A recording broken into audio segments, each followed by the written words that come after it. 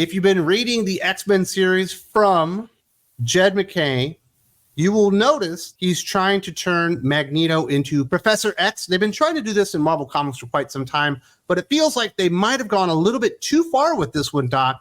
And I don't think people are even going to believe that this is happening because for some reason it's not in the comic book. They decided that they needed to explore what's going on with Magneto and everything in a Marvel Infinite Comics bullshit from Marvel Unlimited. Sometimes it's hard to decide whether or not they're incompetent for putting big reveals in books that aren't actually sold, or if they're incompetent because I have no idea whether or not this is actually correct or it's just bad writing.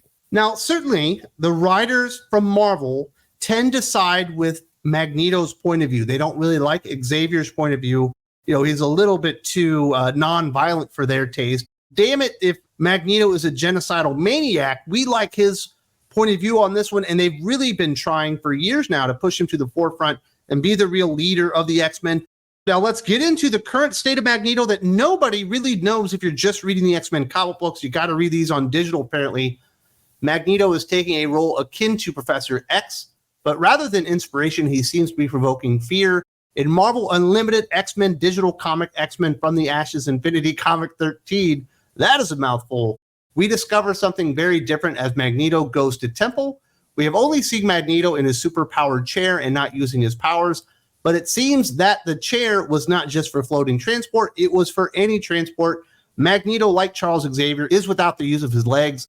Magneto moves his wheelchair with his hands rather than his powers and finds himself involved in a vehicular collision, unable to do what it seems would be most instinctive to a Magneto and actually move the car. So apparently he's wheelchair bound just like Professor X now, and he doesn't even have the use of his powers anymore.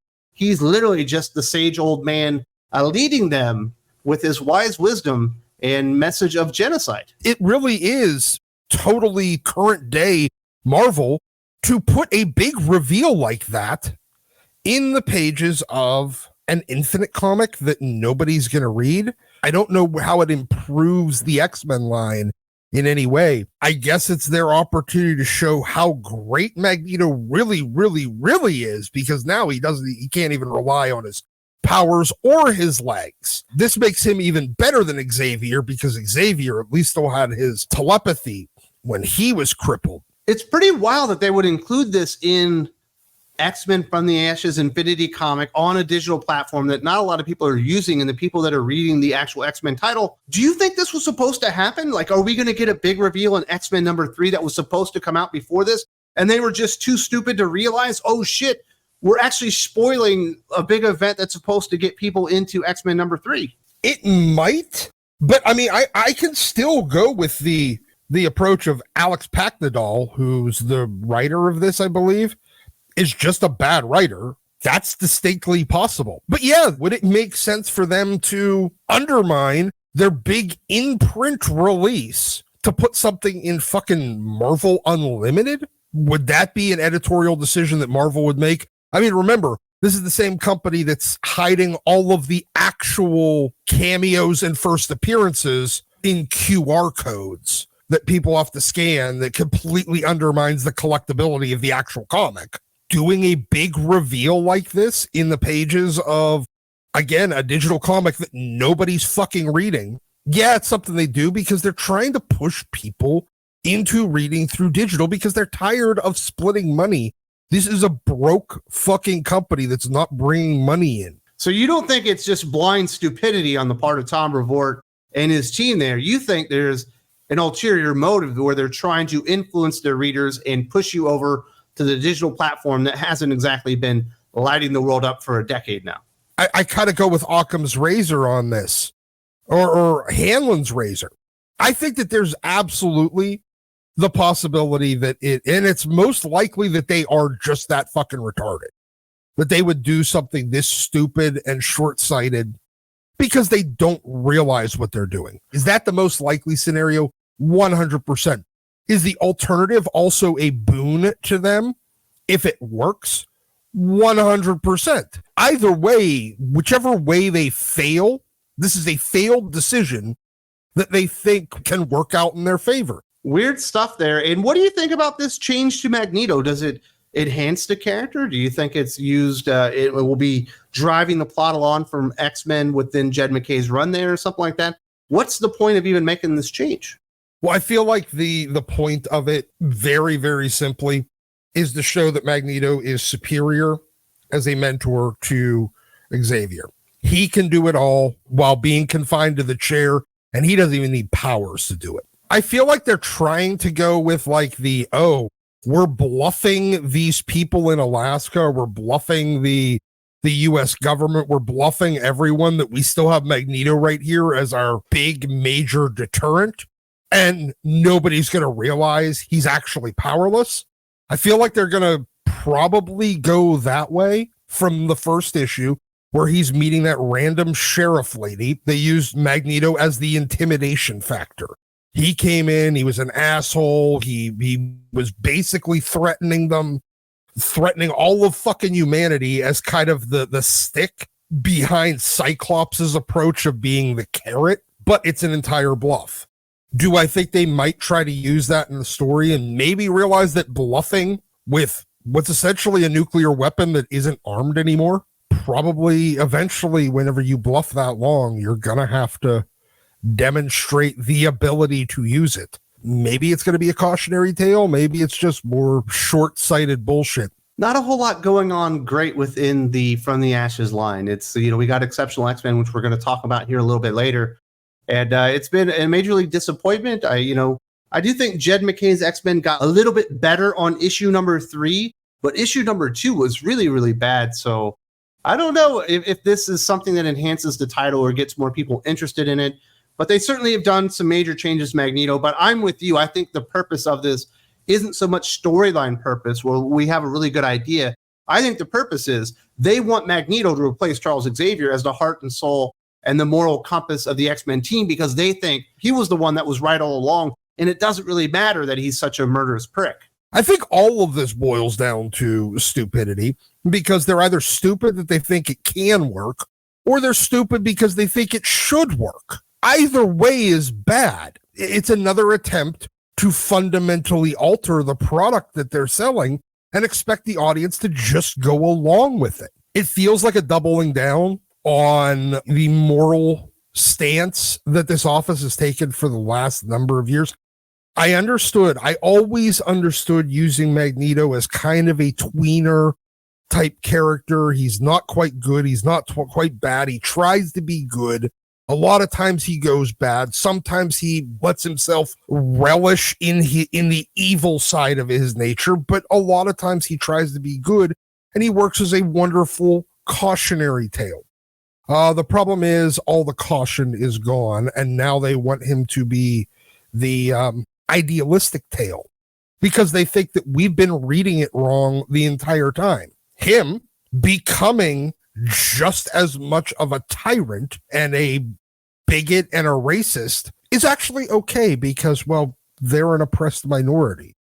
And when the oppressed minority turns into a complete fucking tyrant, that's okay because that's the view of this editorial office. We do have a few other tidbits of information regarding X-Men news I decided to throw in here. In the latest installment of his Substack newsletter, Tom Brevoort is asked if there are any plans for the X-Men to be part of Marvel's current series of releases celebrating the 50th anniversary of the giant size format. Brevoort's answer doesn't reference that issue, however, but instead looks forward towards the future. There will be some giant size X-Men goodness coming your way in 2025 as part of this anniversary celebration, but not exactly in the way that you're imagining. Stay tuned. I don't believe you've read any of the giant size issues that come out this year, Doc, but they are the biggest scam, the biggest waste of money in comic book history. You get like 12 pages of new story. They throw 2 reprints in the back, and then they charge you $7 for it. We haven't got an X-Men one yet. Sounds like we will get something of that nature in 2025. But it does really bastardize the giant size format, which obviously has a major part in the history of X-Men and specifically Uncanny X-Men. Giant-sized X-Men is the catalyst from turning X-Men from what's essentially a failed franchise into the largest franchise on the planet, at least throughout most of the 80s, 90s, and even early 2000s. That is the book that if it doesn't exist, we're not having conversations about how they've screwed up the X-Men, because the X-Men are a fucking afterthought and it's sitting on the ash heap of history. So no, I have not read any of the giant-sized issues that have come out this year. So they're basically treating it like just a reprint mag with a couple extra bonus pages. Look, fine, whatever. I'd say it's fucking stupid, but that sounds about par for the course with this company. That being said, I really don't give a shit about the giant-sized format. Look, the giant-sized format existed because the annual didn't. Going back and celebrating anything other than giant-sized X-Men for how much it really mattered, why don't you do a facsimile edition that's actually square-bound? That would maybe make people hype for a callback to giant size. The only other giant size that ever fucking mattered is Giant Size Man Thing, just because of the title, Giant Size Man Thing. Who doesn't want a book called Giant Sized Man Thing on their wall? None of the other giant size books matter. And when they have touched the quote unquote giant size format, idea, titling, naming scheme, whatever, however you want to refer to it, in the last few decades, it's been kind of a waste of money. There's been a couple that have sort of mattered. During the Astonishing X-Men run, I think the end of Whedon and Cassiday's run was finished with a giant-sized X-Men, or it was X-Men giant size back then. And then the epilogue or the finale of Mark Miller's Old Man Logan run, I'm pretty sure that finished in giant-sized Old Man Logan. But other than that, none of these things have mattered. They've played with the giant-sized format few dozen times in the past 25 years. And the last time they did say, ooh, we're doing giant size because giant size X-Men really matters to the history and the lore of X-Men, it was Hickman. And he ended up writing 5 issues, none of which fucking mattered. And he ripped us off for about $30 because the previous doofus in this fucking office decided that a bunch of other people should get to vote the architect off the island.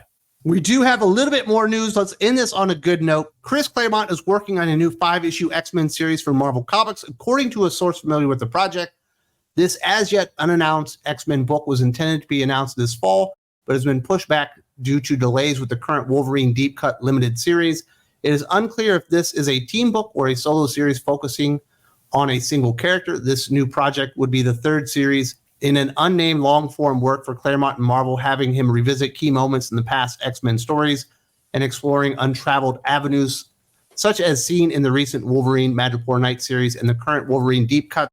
So we are going to get at least a 3rd installment in this. I'm assuming it's going to be another Wolverine book. Madripoor Nights was good. Deep Cuts has been much, much better.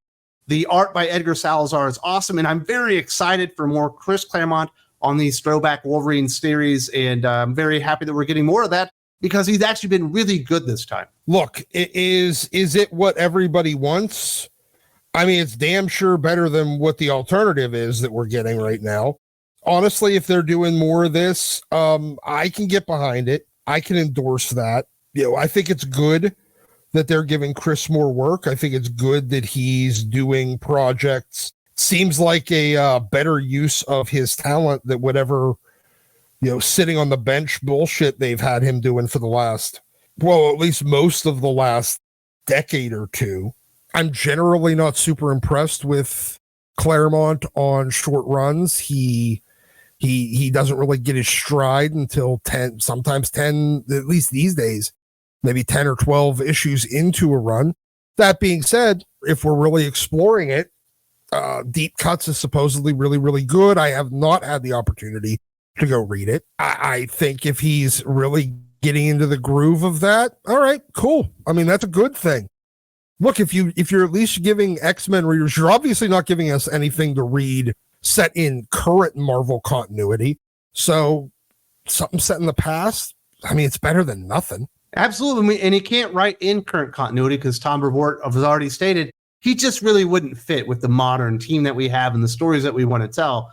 because Chris Claremont might want to actually tell X-Men stories, and that's just not our brand anymore. No, it's not. It's queer comics for queer comic people. That's the brand of X-Men these days. And as much as Chris liked, let's just say, mucking with things in the X office, even he isn't quote unquote progressive enough for modern X books. There we go. That's the information that we do got regarding the current state of Magneto, which I think is insane. They want him to be Professor X. They want him to be the moral compass of the X-Men. They're even giving him his physical status quo and all that kind of stuff. And we do have a few more things there we added on. If you would like the entire conversation about this, because we did edit it down here for YouTube, you do need to go over to Think Critical Patreon. Support us there. The doc is right here, and you get Doc Unfiltered, the entire unedited version of this conversation, as well as our entire unedited version of the Exceptional X-Men review that'll be up on YouTube tomorrow.